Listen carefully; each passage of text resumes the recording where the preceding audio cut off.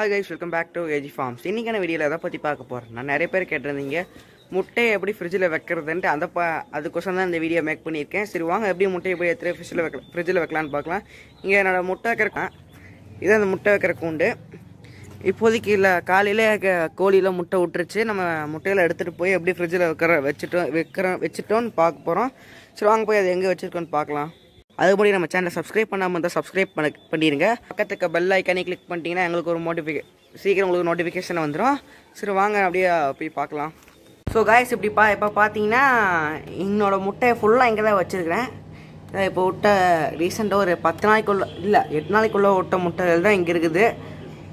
இது சும்மா ஃப்ரிட்ஜில் பார்த்தீங்கன்னா எங்கே வச்சுருக்கேன். இப்போ பார்த்தீங்கன்னா ஃப்ரிட்ஜ் இது. இந்த ஃப்ரிட்ஜில் மேலே ஃப்ரீசரில் இல்லாமல் கீழ் டோரில்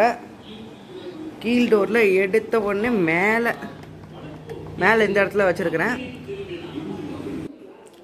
ஸோ இப்போ நீங்கள் பார்த்துருப்பீங்க எங்கள் ஃப்ரிட்ஜில் முட்டையை நான் எப்படி வச்சுருக்கிறேன்ட்டு. நீங்கள் அதே மாதிரி நீங்கள் ஃப்ரிட்ஜில் வச்சுருந்தாலும் உங்களுக்கு ஆனால் கூலிங் பார்த்தீங்கன்னா எப்பயுமே நார்மலாக இருந்தவங்களுக்கு போதும். எச்சா நீங்கள் வைக்கணும்னு அவசியம் இல்லை.